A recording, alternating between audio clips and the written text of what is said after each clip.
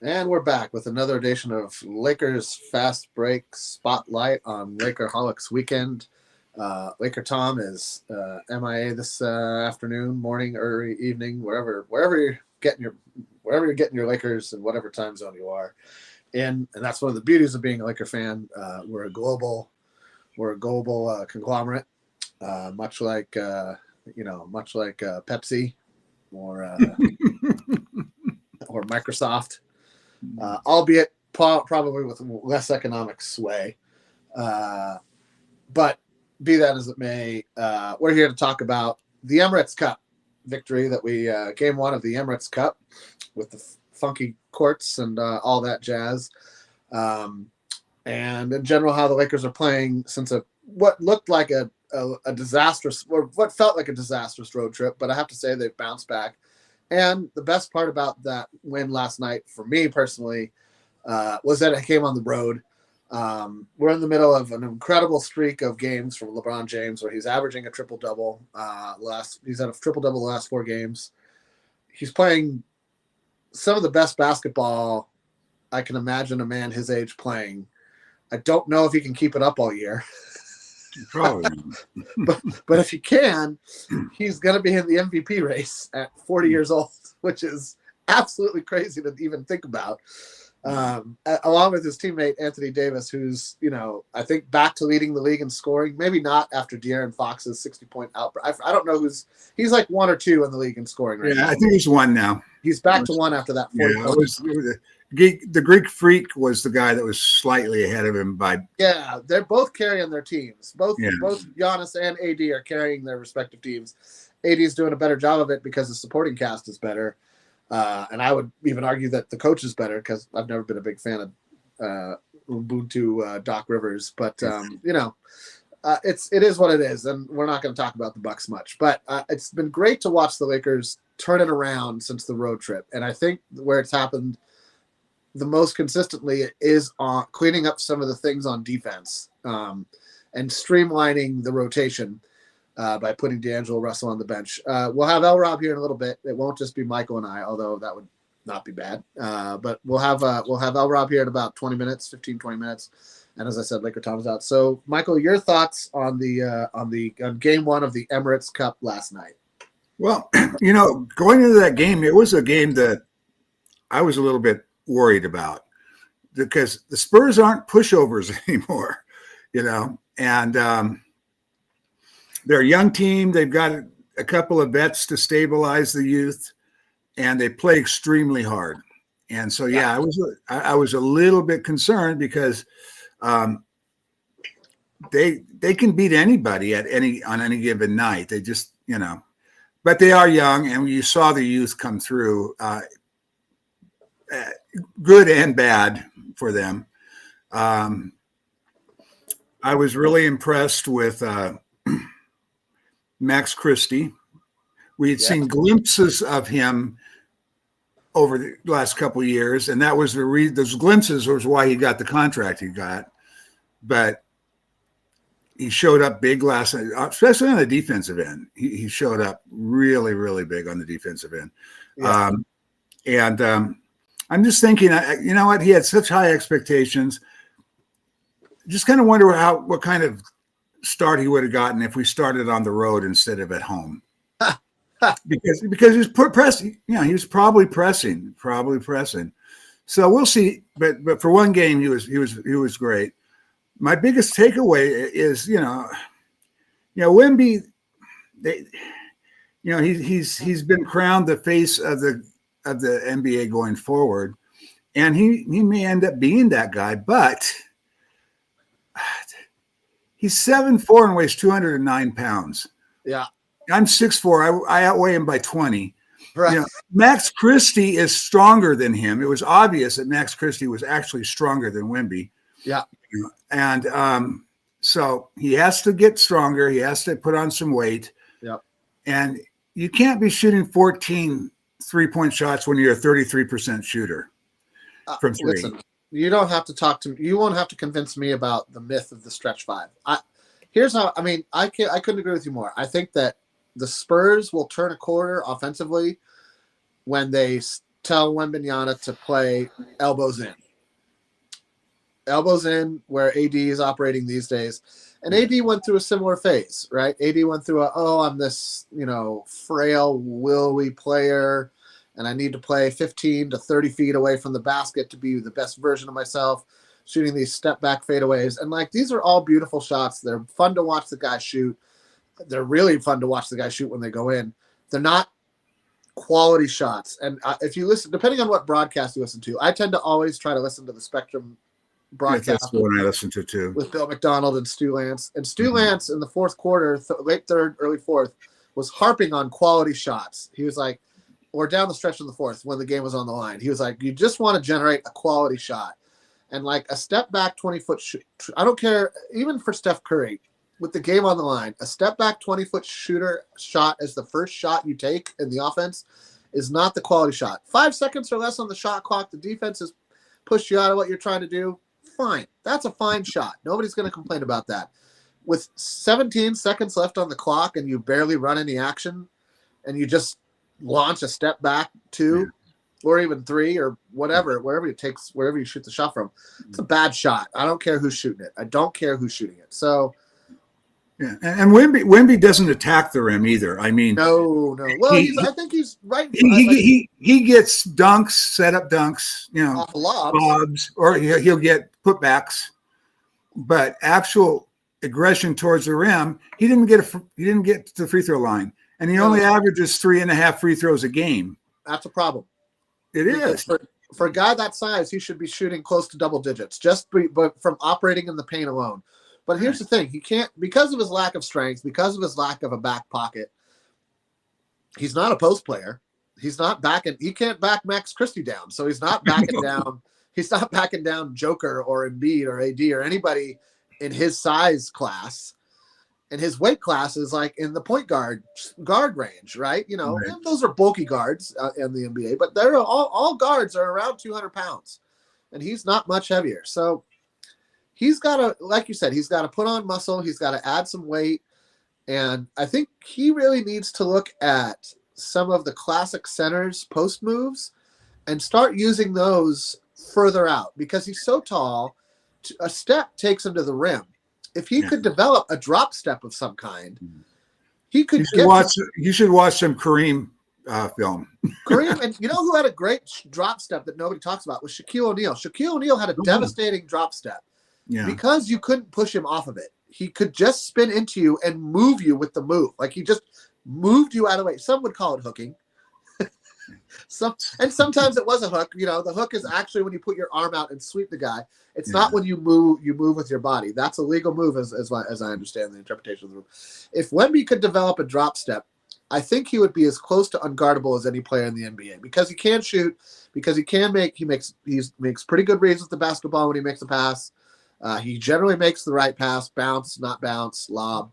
And all of that will improve over time. But the skill that I would like to see him develop, I don't know that the skill I think he needs to develop, I would rather he doesn't because that means he won't be a threat to the Lakers, but is a drop step. If he could develop a drop step move where he pivots around his man and takes a step to the basket, he'll make plays. He'll make points or he'll make plays, and it's going to be devastating. He doesn't have that in the arsenal right now. It's not in the toolkit. Another guy on San Antonio that I was impressed with is Castle, their rookie. He was really good. He was great, especially down the stretch. That guy attacks the rim.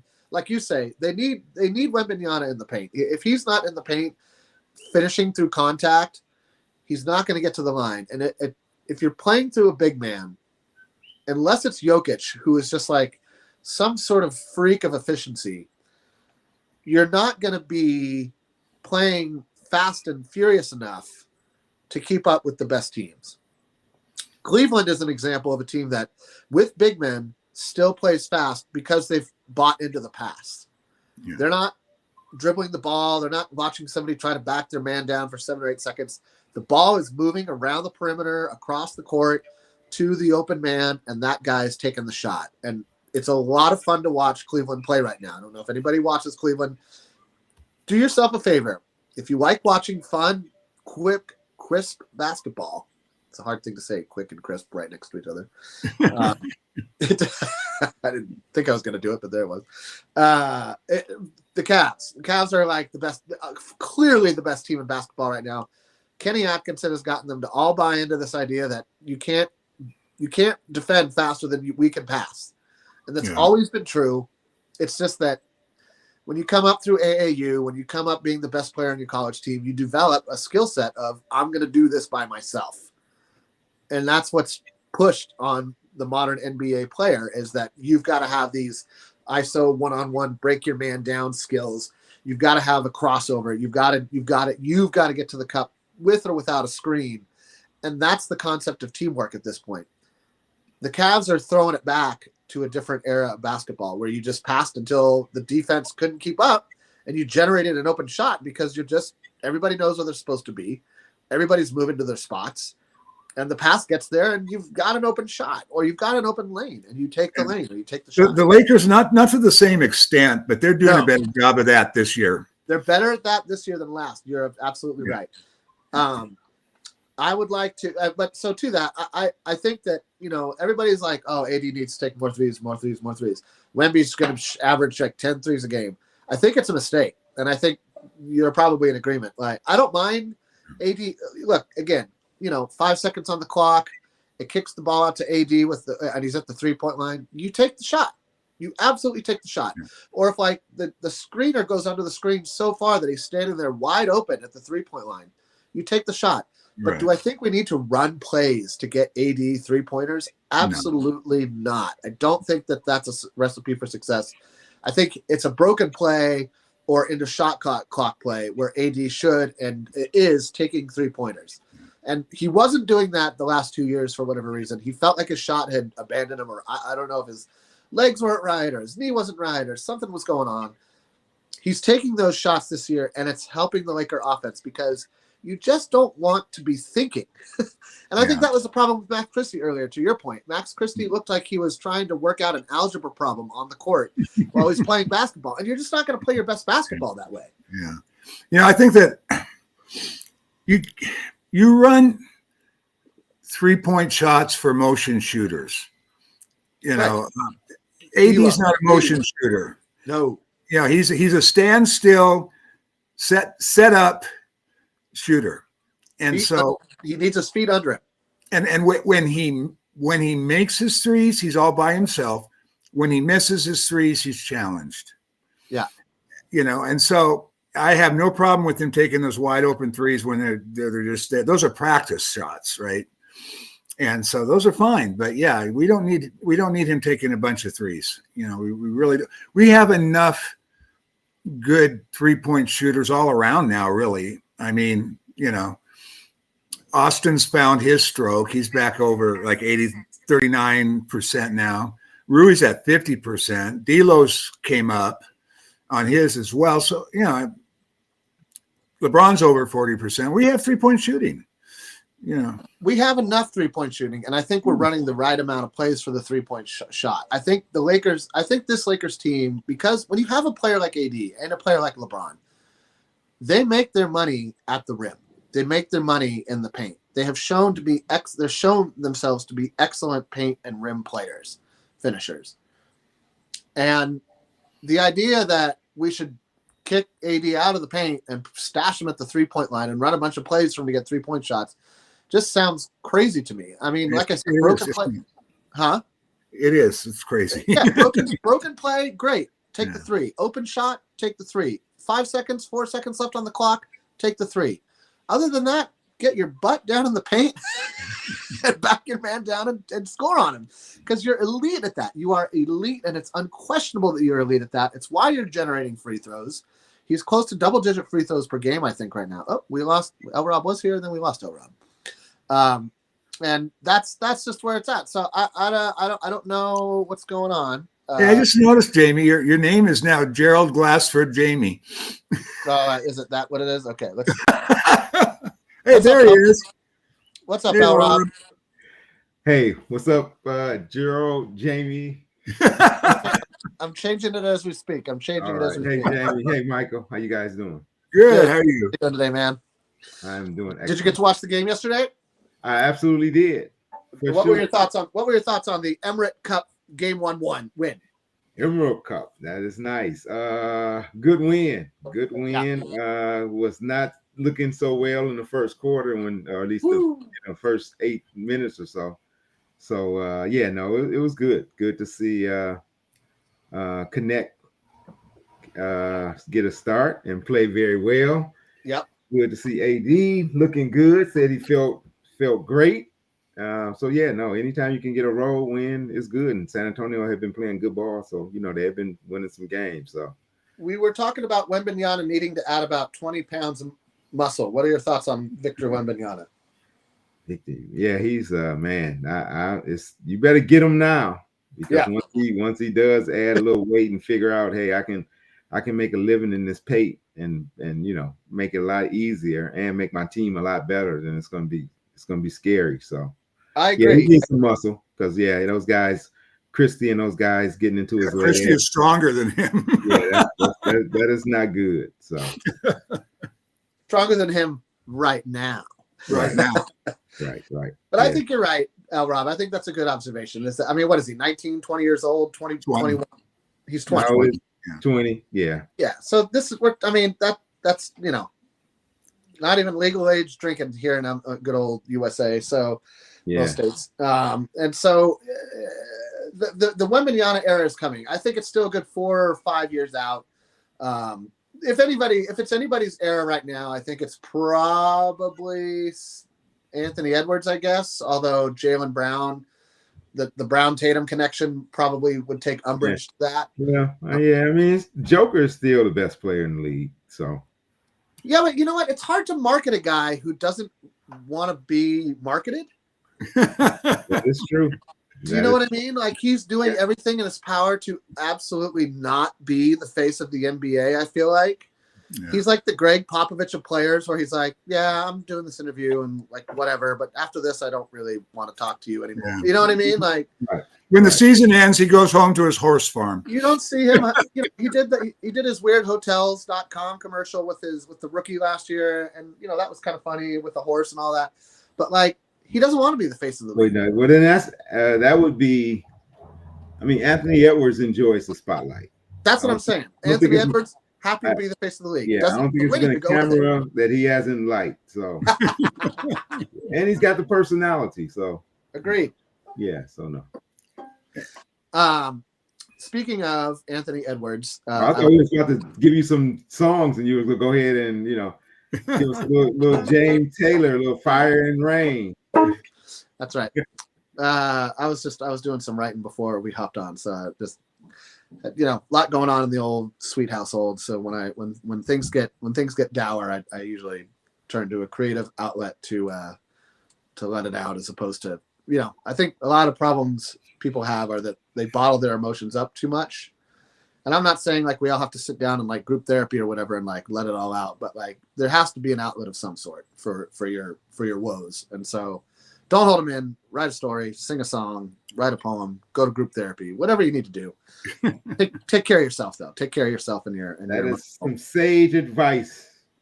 Because especially the male culture in America is not really encouraged, shall we say, to be emotionally available.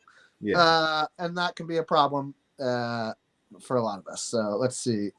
Oh, thanks, Search and Destroy. Thank you for hyping the 5 things on the old blog. That's right. Come by Lakerholics.com. We got all sorts of fun things to chat about. Like trades? Do you like trades? Laker Tom loves trades. He'll put a trade up at least one a week, even though there's not going to be any trades happening for at least a month. At least a month. I mean, look at the standings right now. There's literally nobody out of the playoff game yet. I mean, the East is ridiculous.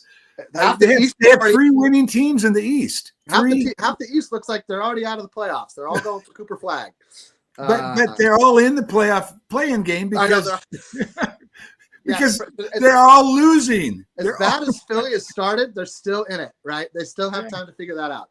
That's an interesting situation to me. The Philadelphia 76ers are a great case study, and talent is not enough. Mm-hmm. Talent is not enough if it doesn't play cohesively. And they just look like a mess. I mean, having Maxey out doesn't help, and it makes you realize just how much he is the engine that makes that team go, far more so than Embiid has ever been. But you would have thought that the Paul George, Joel Embiid pairing would be enough to win these games that they've lost, the last 3 games. And they just don't look like there's any cohesion. It just looks like bad. It's just bad basketball. You want to watch great basketball? Watch the Cleveland Cavaliers. You want to watch bad basketball? Watch Philly right now. You know, it's kind of funny. I've been watching, you know, all the big acquisitions over the summer. Paul George. Well, we just talked about that.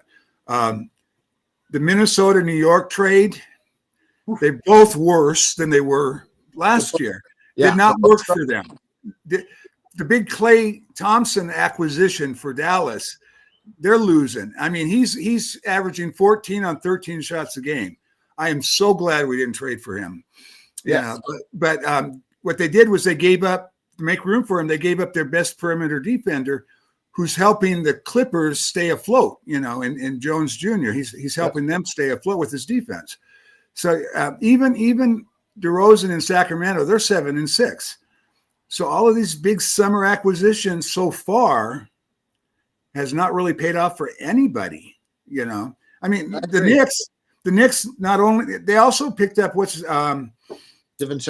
DiVincenzo. That's the player that that Well, Minnesota got him though, Jamie. I know, but they didn't need him the way that the Knicks needed him. The Knicks don't have a better shooter than DiVincenzo, and they still don't. They didn't get. I mean, this is again the myth of the stretch 5, right? Like this idea that Karl Anthony Towns playing at the 3-point line is going to open up the game for Jalen Brunson is to me crazy. Like, Cat, go ahead, shoot 23s, shoot 25. Keep bombing away from outside. I will. If I lose with you hitting a bunch of threes, I'll take the loss. I'll take it because I don't believe you can do it again. It's just not how basketball games are won. It's funny. It's cute. It's fun for some people who like the 3-point shot a lot, I guess. Oh, look at this really, really tall guy, and he's shooting a 3. The thing about Cat it's more destructive than that is he's not a defender. He had Gobert had his back last at Minnesota, you know, so he didn't have to be. But now he's the primary interior defender, and he's not. I mean, they were much better off with Hartenstein last year. You know, if I were the Knicks, I would have done everything to have kept Hartenstein. I don't think they could have. I think there was they could have if they had moved Randall into somebody like if they had moved Randall. If they had traded Randall into like San Antonio's cap space or some other team like that, who at the beginning of the summer had cap space and brought back a lot less money, you know, that could have worked. Yeah, they chose not to do that. They chose, and for whatever reason, Leon Rose, I think, is who's the GM over and has this infatuation with Karl Anthony Towns. The Celtics had a 3-point shooting big man who was hurt, and they got better. If that doesn't show you all that you need to know about the myth of the 3-point shooting big man, that the Celtics were a better team without Kristaps Porzingis on the floor. Not his defense. Porzingis is a far better defender, far better rebounder than Cat will ever be, and that's where his loss was felt by the Celtics. Yeah. They did not miss his 3-point shooting. But I mean, we're talking 10, 12 games into the season, so I'm going to hold off on any, right? And Philly very well could be a very good team by the end of the year. New York and be very good. Minnesota could be a team to be reckoned with. So it's still early. It's still early, and these guys are all gelling, and you might even see a coaching change here or there that like fires everybody up. I don't know about maybe not. The only coach I could see getting fired is Doc Rivers, and Minnesota assures us he's safe, which if you were a Laker coach is the death knell. I don't know how it works in Milwaukee. I'm not as familiar with the inner workings and the subtext of the Milwaukee Bucks. But if you're a Lakers coach and you get the vote of confidence from the owner, that means you got a week. You got a week to turn it around or you're gone. All right, next thing I want to talk about, which was Max Christie's off-the-bench performance last night. And Michael touched on it a little bit. L-Rob, I'd like to hear your thoughts. Max Christie got his big contract, was part of the initial 9-man rotation, then got demoted, and seemed like he was maybe going to be an afterthought once D'Lo was moved to the bench, because you don't need to play a 3-guard lineup off the bench. And with Vincent kind of being a defensive stalwart, if not an offensive spark plug, there just didn't seem to be consistent minutes for Max Christie to play. And I think, I think putting Cam Reddish in the starting lineup is essential. I think it gives that starting lineup a defender when they didn't have one before. And I don't think we should go back. I don't think we should go back to starting D'Lo. But Elrob, what are your thoughts on? Before we get into that, what are your thoughts on Max Christie and just the idea of like staying ready, waiting for your number to be called again? Yeah, I think Cam Reddish should be lauded for his being ready to be played. Good point. He wasn't getting minutes, and once his number was called, he went into the game and he made impact.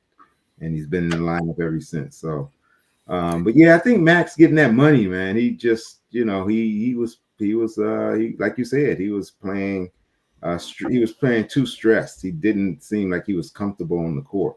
I mean, it's basketball.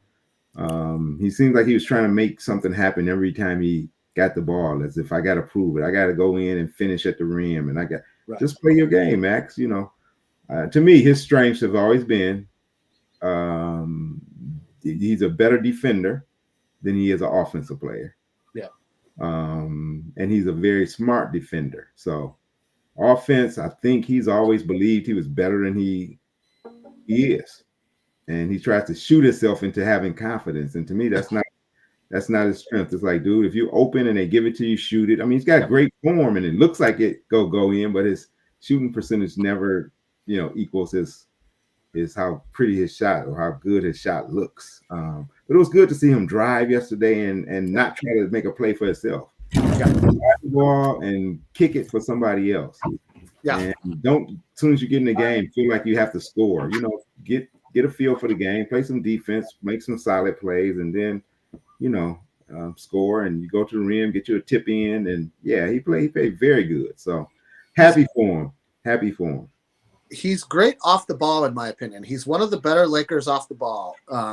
And that is something that I thought it's off the ball basketball is such a hard thing to execute consistently because it requires the defense to make a mistake, I think, more than anything else. It requires your defender to let his concentration slip and look the other way and just kind of lose track of where you are on the court. Right. And then on top of that, it requires you to be aware of that, make the correct read. So there's a lot that needs to go right for off the ball basketball to work as well as it can. And it's not something that you can just like coach or, scheme for with your offense. Right. It is something that you can implore your team to like look for over the course of a game. And I think that Redick does a good job of doing that. And I thought that Ham did a pretty good job of doing that last year too. I thought, when you see a guy make a nice backdoor cut when the guy turns his head, that's great basketball. You're generally going to get a high quality shot out of that. Yeah. But it's got to be instinctual. You just got to just have a feel for the game and know to do those things. You can't. Right. That's the play isn't, hey, this guy is going to turn his head at the 18-second mark of the shot clock and then you cut. I mean, you just got to know to do some of those things. Right. That's not the play. That's a good point. It's good. It's good to see Max play good. You're going to need everybody, you need 10 guys who can contribute. So it's good. Max is important that he shows himself capable because injury is going to happen. Guys are going to, not have good games. And it's good to have a guy that you can throw in there. And it's good to see a coach, Redick is going to stick with guys. You don't feel burdened to put certain guys back in the game. Hey, if a guy's that's huge, actually. That's a huge thing because a lot of coaches go by their rotations. The rotations is the rotation. He rides people. If they're like, Connect the game before was hot, he rode him, and Max was doing just a bang up job defensively. So he rode him, and he took he took Dalton's minutes, but that's okay because, he was providing the defense that they needed at the time. So, yeah, that's a huge thing when a coach will do that. A lot of times they just, okay, it's time for my sub, so I'm going to do it now, and that's, that was good the way. My big spot right now is I'm kind of bummed out because on paper, we have a lot of length, right? But Rui's questionable. He's 6'8". Cam is questionable. He's 6'8". Jackson Hayes is out. He's 7 foot. Woods out. He's 6'10". Bando, he's 6'9". All of our length is out or questionable. Yeah. That really sucks. I mean, that's. I mean, Mobley was out last night for the Cavs. They still won. That's the day to day of the NBA, and that's in sport in general, and except baseball. Baseball guys seem to, are never hurt. They're hurt all the time. Kind of a team for this next game tonight. We're kind of a team that, we got AD and LeBron and a bunch of 6'5" guys. I mean, Coloco's out there. Watching. I know Laker Tom was super. I know Laker Tom's super high on Christian Coloco, and he had him starting before he ever played. I know, before he was even cleared to play. I know. And also stretch 5 somehow, or has the potential to be one. And I don't think I've seen him take a jump shot, so I don't know where that comes from. But I will forever say that this is a great investment contract by the Lakers. This 2-way contract for Christian Coloco is a great investment. It's a smart use of the 2-way contract. I think he's a better prospect than Castleton was. And that's great. But he's still a prospect. But he's at best a prospect. And you saw it last night. You saw it last night when he got constantly lost on defense, when he didn't really seem to know where to go on offense. Like, there were guys constantly telling him where to go. And it's like, okay, you weren't in camp playing, but you were at camp. So you should kind of know what we're trying to run in any given moment. So I mean, I just think he's a guy who needs seasoning. I think he needs to play as much in the G League as he does anything else, along with Bronny, along with Olivari, all those guys who are prospects. That's what they are. They're prospects. You hope that they're going to get better. You hope that they're going to work on their games. You hope that they're going to eat right, work out right, do all the things right, so that they improve their bodies and their minds and become better basketball players and, in theory, human beings. So to that, I still think that, we need Hayes. We need Hayes back ASAP because he is clearly a better player at this stage of his career than Coloco is. And there's still upside with Jackson Hayes. Now, Jackson Hayes may or may not get suspended by the league for some number of games. If that happens, that's a bummer. And the Lakers may need to look outside and see what they can drag out from who hasn't been signed. There's not a lot of great players. My coworker is big on the Lakers picking up Dwight Howard again. And it just makes me think of the Tyson fight last night. I'm like, I don't know. Do we really need 7,000-year-old Dwight Howard come in? I was with him a couple years ago, but at this point, yeah. No, I just think he's just going to get. The problem with that, Jamie, is we can't. We're only $45,000 under the apron. We can't cut somebody. No. We would have to trade. We have to trade somebody. We'd have to trade Cam Reddish. Cam Reddish is the only person you could trade into somebody's cap space for a second rounder, and I think he's playing well enough to show that he would be a contributor. You could make that deal right now, but the problem is the Lakers need Cam Reddish because Vando's out, and so there's no move to be made. So there's no help on the horizon. You're not going to trade. You're not going to bring another 2-way guy who's going to be any better than Coloco is, right? So of the 2-way potential contracts out there, I see Coloco as probably being the best option. And that's great. That means he can play. How many games has he played in? 3 or 4 already? 5? Yeah. He's got 40 games left. Well, 50. How many years did he play in Arizona, Coloco? For college? Yeah. I don't think more than a year. Yeah, he only played a year, I believe. I think he played a year and was another lottery pick. And Hayes was a lottery pick. Everybody wants to forget Jackson Hayes, I think, was like the number 8 or 9 pick in the draft. 9. Yeah, he was 9. And so we've got a lot of like lottery guys in the system, got top 10 picks who weren't ours that have just sort of played out of their deals. And I think that that's fine.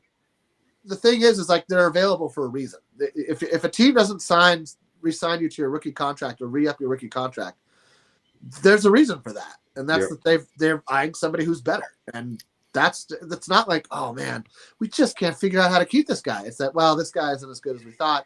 We've taken this as far as we feel comfortable taking it, and we're going to put our money behind somebody else, and that's professional sports at every level. Yeah, the good news is that the the Pellies today, they lack any kind of size whatsoever right now. Well, so it's not going to hurt us that much today. no. But going forward, we got to get some of these long guys back. We got to get some long guys back, and we need Hayes back. And Jackson Hayes, interestingly enough, is maybe one of the linchpins for the Lakers' success, because when he plays well, I think we win. When he's engaged in the game and is rebounding and defending at the ability that he has, and he's never going to be like a mountain that you can't move, but he's agile and he's fast, and when he makes the right reads, he can cover a lot of ground. And that's what I wish and hope that he's focusing on. That the one thing I would like to see him improve on, and he can, is he needs to learn shot blocking angles better than he's right now, because the guy's super athletic, and he's long, he's athletic. He just seems to come in at the wrong angle a lot and misses the block opportunity. If he could really hone that skill down, he would be even more serviceable than he is right now. Agreed. Yeah. Agreed. And it's not just shot blocking for the angles; it's just for basic defense too. I mean, if he takes the wrong, he's not in the right spot, and it's just that split second that'll get you a foul every time that you're a second late and you're getting a foul instead of being there in time. He has been better at that this year, though. He hasn't racked up as many fouls as he has in the past. I mean, he's getting playing time that he didn't really get in New Orleans, I feel like, because they had Valanciunas. Yeah. Yeah, he's proven to be better this year. He's played better this year so far, so that's a positive. I really would like to see him be. I think he tops out as like a JaVale McGee type, right? Like a JaVale McGee who's a little more athletic than he is. Like DeAndre Jordan was like a bulky, long, athletic guy, and kind of a freak of nature because he was strong in a way that you were surprised at given his height and build. He just understood how to use his body really, really well. And you think that like, oh, you're a big man, you should just understand how to do that. A lot of these are skills. A lot of these are skills that somebody like drilled into these young men in high school and AAU ball. And then it depends on how well they take the lesson. You don't just come out as a tall person understanding how to use your body correct on NBA at an NBA level of defense. Right. So that's something that we'll just have to see. We'll just have to see we'll just have to see what happens with the league and their look, into his whole domestic abuse thing, which is an unfortunate blemish, and we hope that he's certainly learned his lesson about. And listen, people, anger is never the right path. I don't care who you are. You're not going to fix anything. Getting so mad at somebody you throw or spit or. Just come on, step it up, people. It's 2020. It's 2024. We got 2 months of democracy left. Let's make the most out of it. Anyway, I forgot. Jared doesn't like to talk politics. Anyway, the other thing I want to talk about, because it's working so well, and I don't see a reason to go back from it, is D'Angelo Russell coming off the bench, and I'm sure D'Angelo Russell is not happy about it. I'm sure he sees himself as a starter. I would agree that he has the skill set to be a starter. It's just that on this team, he or Reeves has to come off the bench. Rob, what do you think about that? 100% agree. I mean, if he's upset about it, he has no one to blame but himself. I mean, right. He played poorly. It's not like the coach just said, "Hey, we're gonna just arbitrarily put you on the bench." No, when you play, you play yourself onto the bench by playing so bad. I mean, him and Reeves started off last year both being terrible. So Darvin Ham made a decision and he sent Reeves to the bench. Yep. People were like, "Hey, why? This is the best starting five. How could you bench someone?" Because they're playing bad. So D'Lo, you know what? He can, if he's played very good off the bench. I mean, yesterday his defense was even, passable. It wasn't, like. Oh, that's the best I've ever seen him play defense. He was really active in the passing lanes last night. He wasn't getting blown by. He was engaged. So yes, he's looking like he's thriving in that role. So yeah, and if he plays well enough, he'll close games. And really that's the most important thing is who's closing more than who's starting. He did close the game last night. Although I did see Redick, the last 5 minutes was an interesting case study in JJ Redick's coaching, because he made a lot of little lineup tweaks over the course of those last 5 minutes. D'Lo was out, D'Lo was back in. LeBron James gets like a 45-second break with under 4 minutes to go. Yeah.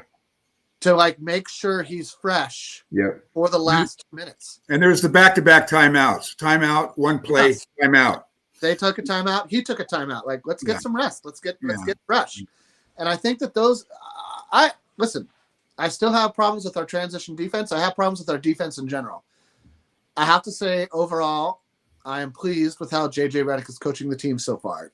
What are we, 10 games in, 11 games in now? Almost 10 games. We're about 10 games in, right? No, we're 8-4 right now, so 12 games in. 12 games in. Thank you. I don't know math. I'm pleasantly surprised. I never thought the offense would be a problem.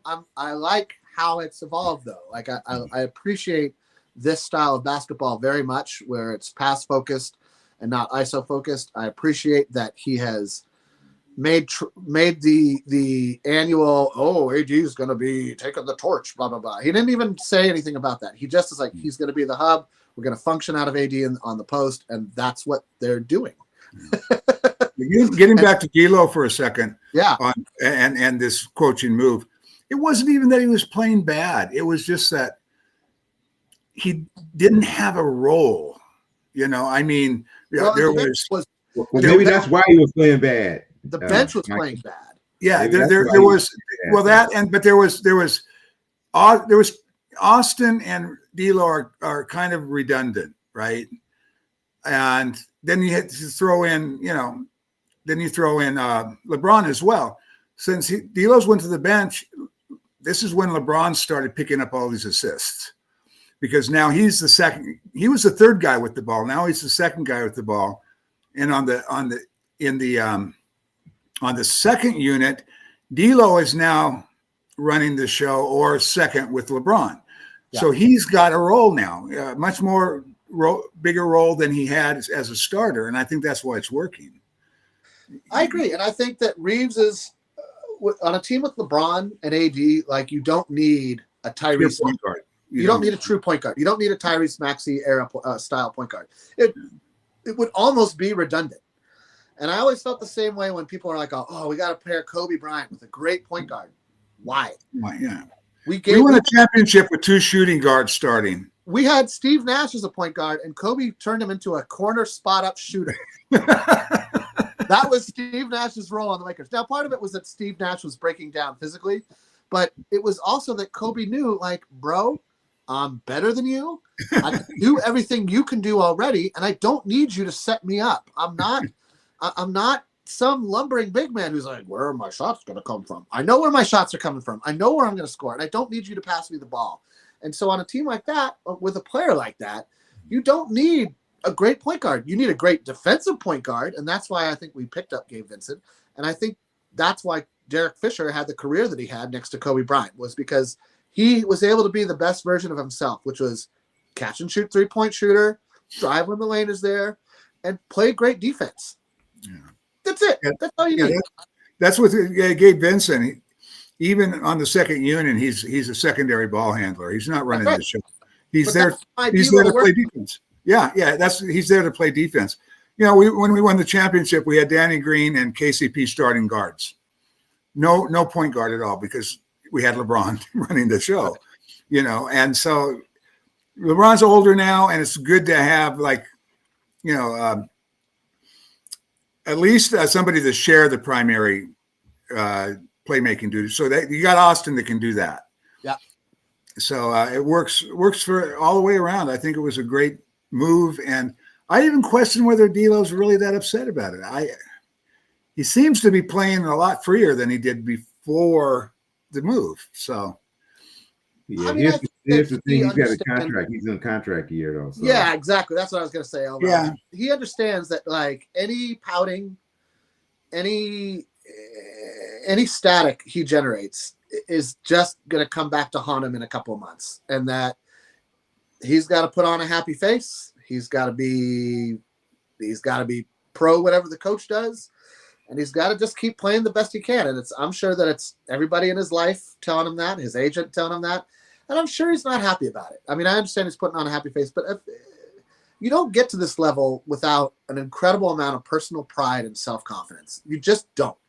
And so to be demoted is nothing anybody ever wants to go through. Nobody wants to be demoted, not one person. So I don't care who you are. You don't want to take less money. You don't want to take less of a role. You don't want to be less featured when you've worked your entire life to be good at something. So I think it should be commended and applauded that D'Lo is taking it this well. And I appreciate his sacrifice because it makes the Lakers a better team. And if he wins a title, and I don't think he will win Sixth Man of the Year, but if somehow he wins Sixth Man of the Year, that will be reflected back at him come contract time. And it'll either be with the Lakers, which I kind of doubt because I don't think we have the money, or with another team that says, look at the growth this guy has gone through. And that doesn't mean he'll be a sixth man for the rest of his life. Although, as a lot of players say, like once you become that sixth man, there's really no going back. Everybody kind of pigeonholes you in that, whether you deserve it or not. And there's probably with the other thing, his production is making him more money than his starting was. That's I guess what I'm saying is that, like, if you can produce off the bench in the NBA, and if you accept the demotion with a smile, you will still make money.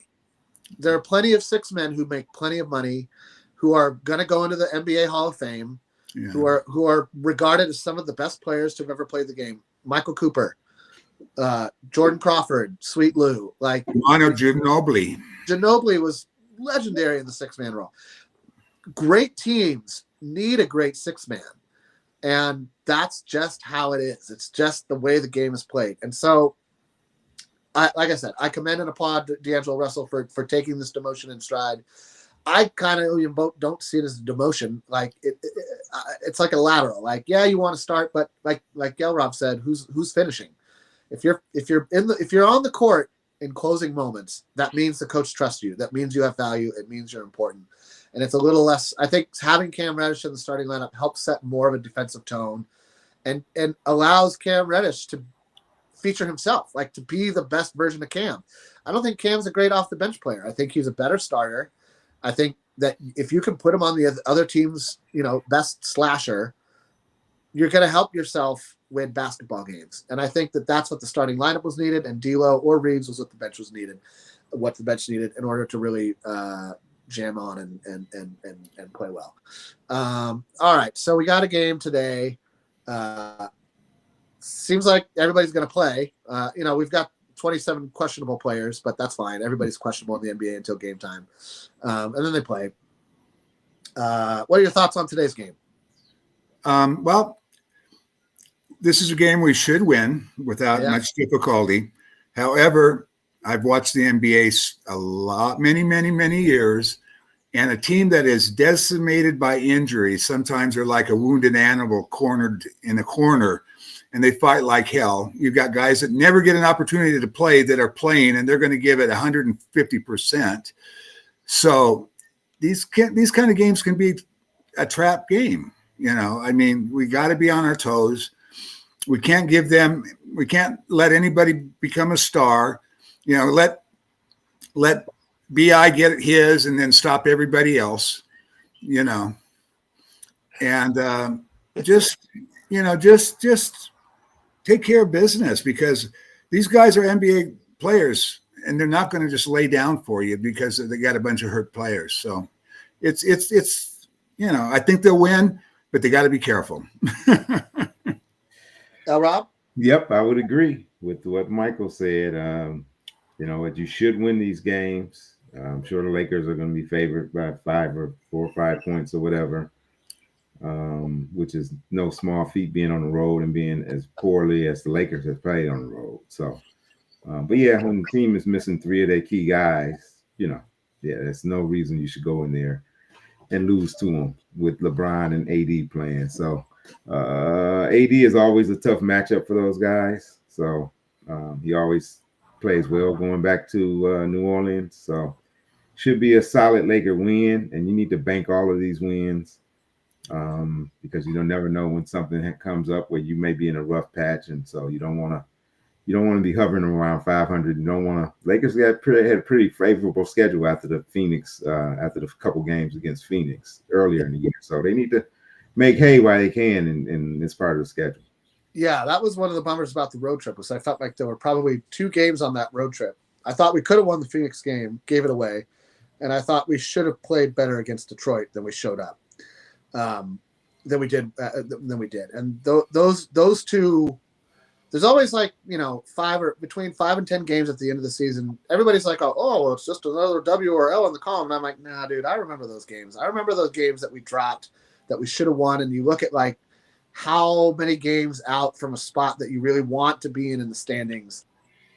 And it matters. It ends up mattering a lot. And everybody's like, oh, the regular season is such a grind. It doesn't matter. It absolutely matters. Yeah, we lost a lot of games last year to bad teams. Oh, yeah. No, we beat a lot of good teams, but we also lost a lot of games to bad teams. Easily 5 to 10 games every season. And that's not just a Laker thing. That's every team in any sport ever. But I think it's interesting that we're playing the Pelicans because of the Brandon Ingram situation, and that obviously it's no shocker that Brandon Ingram and the New Orleans Pelicans are far apart on contract extensions. They've had to be tabled because they can't offer him an extension anymore, I believe.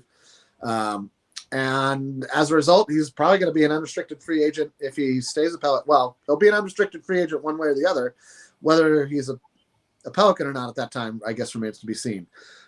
Is there a world, because we could put together the contracts to trade for BI, is there a world where BI makes us better at the expense of D'Lo, Hachimura, Hood-Schifino, Christie, somebody like that, and a couple first rounders? I don't think so. Rob? Man, I mean, if you're not giving up anything really to get him, to having another guy who can create his own shot, that's a plus to me. Yeah, so yeah, we will be better with BI, assuming we're not, of course, you're giving up a couple of draft choices. I'm just going to look at the players on the court. If we give up a D'Lo for BI, yeah, that's an upgrade. So yeah, you would have to give up to make the money work. You would have to give up Hachimura and D'Lo. Giving up those 2 I wouldn't do it. I wouldn't do it. I mean, keep your chemistry going. See what you got. It looks like, with Connect playing good, you got some outside shooting and you got scoring. I wouldn't. I'm not a trader. I'm not a trader Jack type of guy though. So me either. Tom would have made far. I think you need cohesive. You need cohesion, and it takes time for a group to get together and to play together and to get that chemistry together. So my biggest thing is, I've always been a big BI fan. Me too. He's a really solid player, but he wants a full maximum contract. He's not putting up those kind of numbers. He's not a take over the game superstar. He's an all-star quality player, but he's not a superstar quality player. And he's wanting way too much money. He's wanting more money than he's worth. And that's why there's been the hang up on his contract with the Pelicans, is because he's asking for a full-blown maximum extension, and they're not willing to give him that, and I wouldn't be willing to give him that either. No, that'll be the problem. He's not a $50 million a year guy. He's a $30 million a year guy, $35 million. He's not a $50 million a year guy. Yeah. I tend to agree. I think we're all in agreement. I mean, I've been a big BI fan. I was really, really happy to see his career kind of take off after he, was traded from the Lakers, and he turned it up pretty quickly once he was like the focal point, like the clear focal point of the team. And then, obviously you don't skip on Zion Williamson because you have Brandon Ingram on the team, but I do feel like that's a pretty poor pairing in some ways for both players. BI needs the ball in his hands. Zion needs the ball in his hands, and so there's only that's another problem for us too. Is that BI needs the ball in his hands? That would be a problem for the Lakers. You're not gonna give the ball to LeBron James. I mean, I understand LeBron's coming up on 40 here, but you're gonna put the ball in LeBron's hands. Yeah, BI's last year with the Lakers. He was kind of not doing all that great and everything. And then LeBron got hurt and went out for the rest of the year. BI came in and he was tearing the league apart because now he had the ball in his hands. Right. And that's what that's the same problem that the Minnesota's having with Randall. He's another guy that needs the ball in his hands. Absolutely has to have the ball in his hands. He is not a spot up shooter. He's not a catch and shoot guy. He's not Ray Allen. Yeah, so the fit has to be there as well as the skill. The fit has to be right, I would say this: if after this season LeBron says, I'm opting out of the last year of my contract, I'm done, I'm retiring, I would then offer BI whatever we could offer him, right? Yeah, that would make sense then. Right. It would make a lot more sense at that point. Trading for him, where I agree, like giving up Russell, if you could somehow convince the Pelicans to take Russell, JHS, Christie, and I don't know what other players you would need to put in there to make the math work. Okay, sure, whatever. You're not giving up a ton. You put BI at the point, or shooting guard, keep Reeves at the point. That's fine. It'll work. It might not be great. Probably won't win a championship, but you're really just getting them on a 1-year rental at that point. And so why are you giving up all this stuff? Right. Why the Lakers need draft picks. So you can't, you got to use those for a guy you intend to keep or is under contract or isn't going to price himself off your team. And BI can easily price himself off the team if we trade for him, because then we can pay him more. Yeah. Anyway, it's an interesting thing. I expect Brandon Ingram to have a big game. He usually has big games against the Lakers, as a lot of the ex-Lakers tend to have big games against us. I hope it's not a trap game. It's a back-to-back. It could be a trap game. We have a tendency to play down to bad teams, like we saw against Detroit. Same thing we did last year. And it's not, again, that's not a Laker-specific issue. A lot of teams do that, and that's just how it is. But in general, I have to say we've really turned it around from that road trip. Winning on the road in San Antonio is big. If we can win tonight on the road, that'll start to push our record back towards 500. I think we all agree you need to be a 500 team on the road to be considered a true contending team. And that has to be the goal. The goal has to be you win like 3 or 4 more games in a row on the road, get that record to 500, and then keep it there. Maybe even push it north of 500 a little bit. I'll take a 555 winning percentage on the road. That's fantastic. For the NBA, especially considering where we're at in the West and that we're going to be playing a lot more Western Conference teams. But like you said, Rob, we got to make hay. You got to make hay when you can with your scheduling. And this is one of those games that, yes, it's a back-to-back. Yes, we just played an Emirates Cup game and are 1-0 in tournament play. You got to show up tonight, play defense, execute, win the ball game. And if we do that, I think we got a good shot. Anything else anybody would like to add? Anything you'd like? Any virtues you'd like to extol or points you'd like to make before we sign off for the afternoon? It's good to be have a comfortable record and you're not fighting uphill like we've done for the last few seasons. Yeah. So it's good to be in the solidly in head above water at this point in the season. So. One comment that came to mind about the last game last night, and AD had a fantastic game, 40 points. The guy could have scored over 50, but he missed like 3 or 4 bunnies he almost always makes. Right. He missed shots on fouled at the rim that he always makes for and ones. I mean, they were lucky he only scored 40 points. AD looks amazing this season. AD looks like the player I'd hoped we would have every for the last 3 years. Yeah. And I know that like the bubble really, the transition from the bubble championship to the next season did no favors to the Los Angeles Lakers. It did zero. I think it took him 2 years to recover from that stretch of play for whatever reason. Yeah. And I'm glad that he was able to persevere through the negativity, through the doubt, and be this guy, because this is who I had hoped we had traded for all along. And seeing him play like this is really, really exciting because the guy is just playing the best basketball I think he's ever played in his life. And it's kind of fun too because he loves crushing guys that are supposed to be better defenders than him. Oh yes, he loves doing that. I mean, he brought 36 on what's his name, Stifle Tower. Gobert. He dropped 35, 36 on him. He hammered Wemby, and it could have been a lot worse than it was. 40 points was generous. So, yeah. Yeah, speaking of AD, last 4 games, he is 8 out of 12 from 3-point range. So he's at a 6 because he's getting wide open looks. Yeah. He's getting wide open looks, and he's shooting them late in the clock. But he's not opening up. He's not. That's not his first option. He's waiting later on. He's usually waiting later in the game. Yep.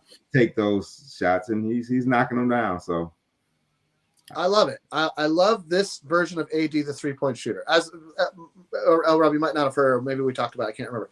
Were you around when Michael and I were talking about, well, I don't necessarily want to see plays run for AD to shoot threes, but I don't mind when he takes, okay. We're all in agreement on that, right? Yeah. We don't want to see, absolutely. He's not, I think I think we all made the point. He's not a movement shooter. He's a catch and shoot. He's a much better catch and shoot. You want his foundation set, feet set, all that jazz. Absolutely. Absolutely. This is the best version of AD the Lakers have ever gotten. And if he can do this all season long, I don't see why he won't be one of the top 3 MVP candidates. And if our record's good enough, he could win it. If our record's good enough, he could win it. I mean, obviously, Jokic is phenomenal. Jokic has already missed a couple of games. AD's already missed 1 or 2 games. Just one. Just one so far. And I think Jokic has missed 2.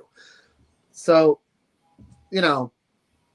that's the thing. But if he can avoid injury and if the team can keep playing like this, I like his chances of being a top 3 MVP candidate. I don't know about Defensive Player of the Year. Gobert's sole focus in life is to be Defensive Player of the Year, and he's in a position to be that player. So it's hard for me to see somebody taking that away from him. I would say that Wembanyama actually has the best shot at that. We'll see. How that all works out. If AD didn't win it last year, I mean, he was incredible on defense. I know. I mean, he wasn't even like he's putting more on the offensive end. He's kind of sacrificed. He's not the same demon on defense so far this year. Last year he was incredible. He was the defensive player of the year, hands down. I would agree with you, but I think really the Lakers record or whatever rationale they used to not give it to him. The thing that always irritates me about AD being overlooked is Gobert can't defend the perimeter. AD can't. AD can defend point guards. Yeah, I've seen Gobert get played off the floor because he couldn't defend in space. Yeah, Wemby's the same way. He can't defend the perimeter that well either. And it's like AD, he shuts down. He guards 1 through 5, but he's never given credit for that, and that really bugs me. Well, and he's playing it with a guy in LeBron James who they're like, you need to just guard this 12-foot space of court. LeBron, you're responsible for this tiny bit of real estate, and that's it. And that's the wise thing to do, right? You don't want LeBron running all over the court on defense. That's why I never, Tom always wants to make LeBron a wing. LeBron's in the right defensively. He's in the right spot as a power forward. He's not a center. The wing, he's a power forward now, and that's and he sits back. He's the best part of his defensive game is he sits back, watches what's going on. He calls out defenses. Yep. And he has this intuition so he jumps passing lanes, things like that, gets some steals. He's rebounding great this year.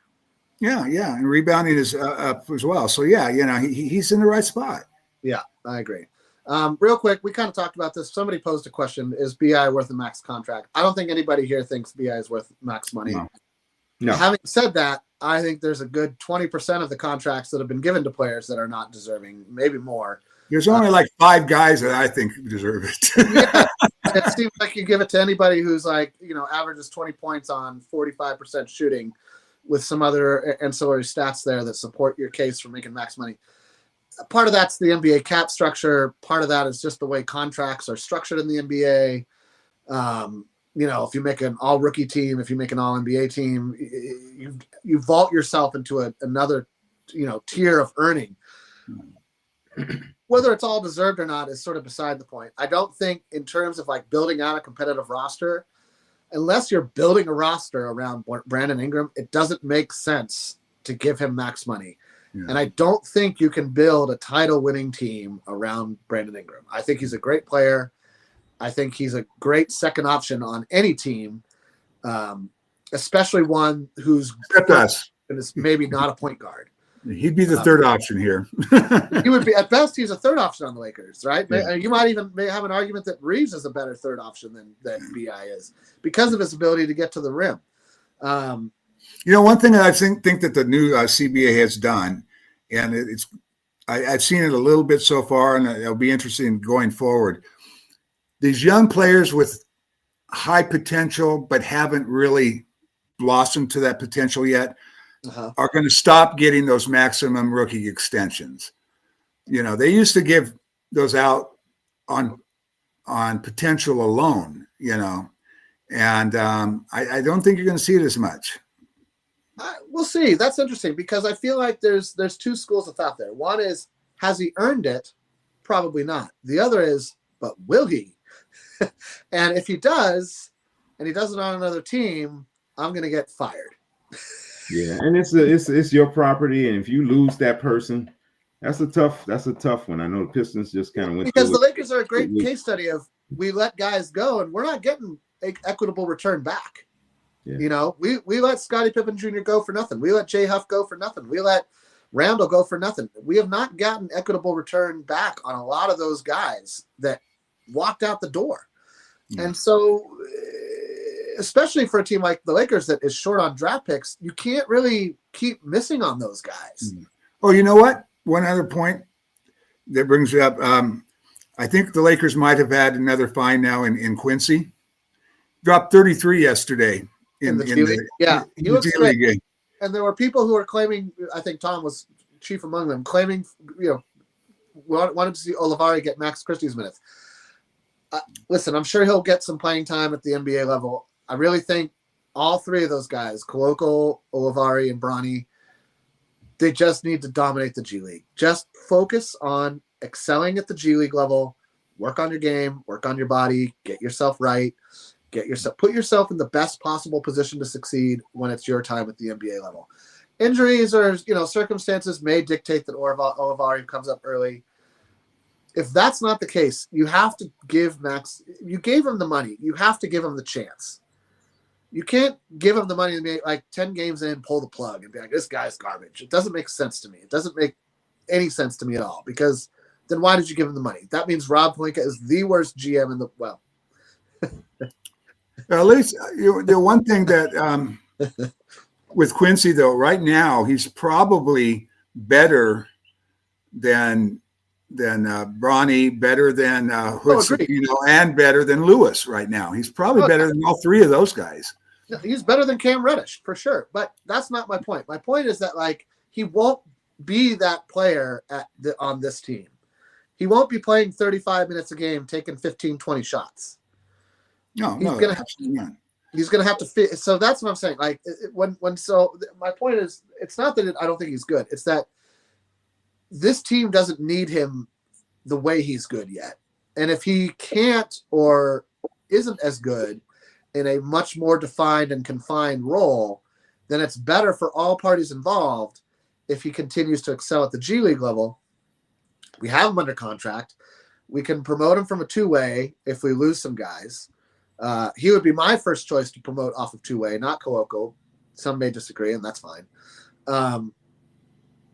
But the point being is that this team doesn't need that guy right now. What we need is Max Christie to do what he did last night. Max Christie doing what he did last night allowed us to win the basketball game. Yeah, we're not going to put him in. Vando come back with energy. Yeah, what was that? And we need energy guys like Vando. We need this team. That's going to be interesting when Vando comes back.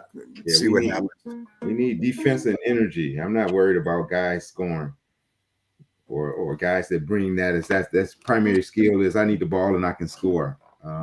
That's nice to have, but right now that's not our biggest need. I agree. I think Vando, to your point, Michael, I think when Vando comes back, he supplants Cam Reddish. I think Vando is the better version of Cam Reddish. Yeah, I do too.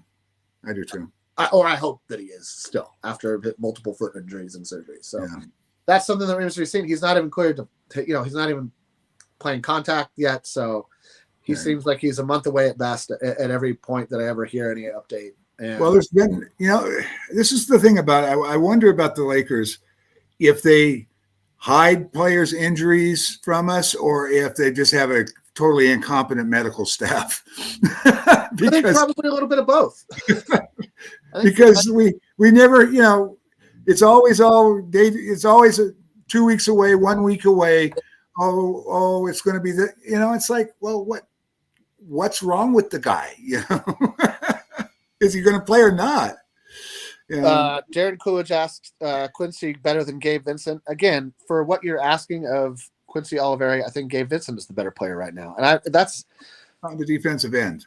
That's exactly the right thing. Right. Rob, thoughts on, Rob, what are your thoughts on Gabe Vincent at this point in general?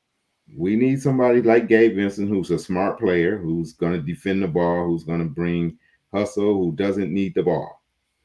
Now he needs to make some shots at some point. Yeah.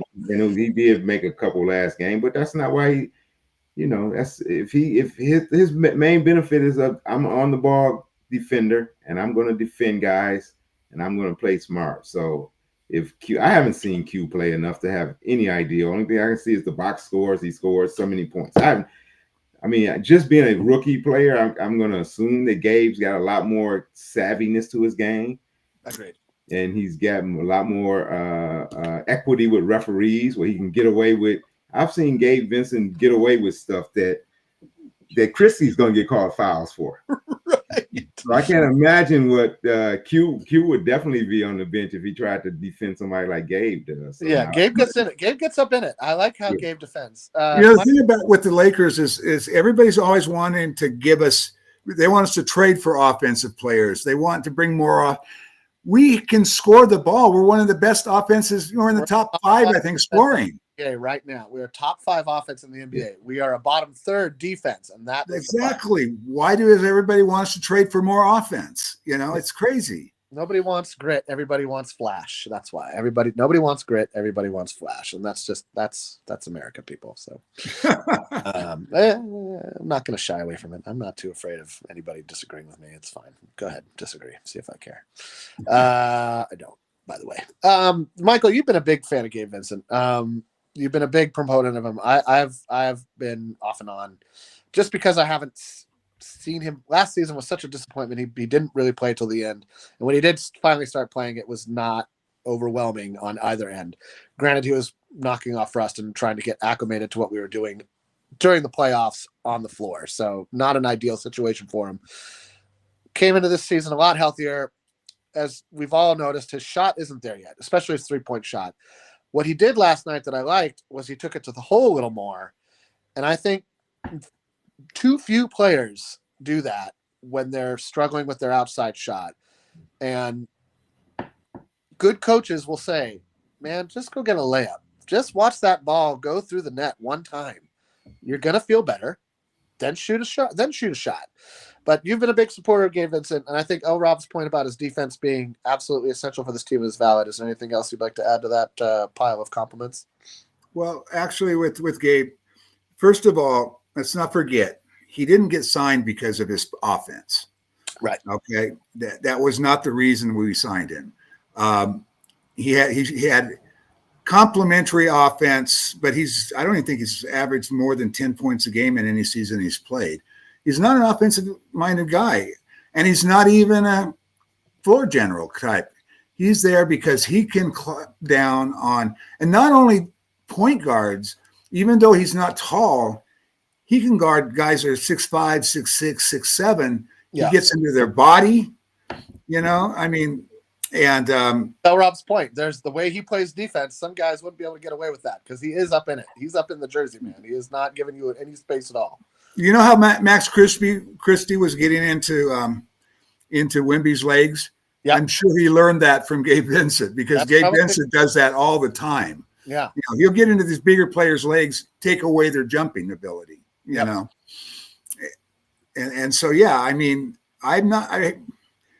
he's only scoring a couple points a game. I would like to see him get 5 or 6 more a game. I'd like to see him get 6 to 8 points a game on efficient points. Yes. I don't care how many points it is, as long as you're not shooting 16%. Yeah. That's the key. It's that you can't be a non-entity on offense. There's very few Tony Allens in the league. There are very few successful Tony Allens in the NBA, and you have to be a better defender than Gabe Vincent is in order to justify your presence on defense if you're a net negative on offense. Yeah, he has to be more efficient offensively. He doesn't have to score a lot. Yeah. But he does have to become more efficient.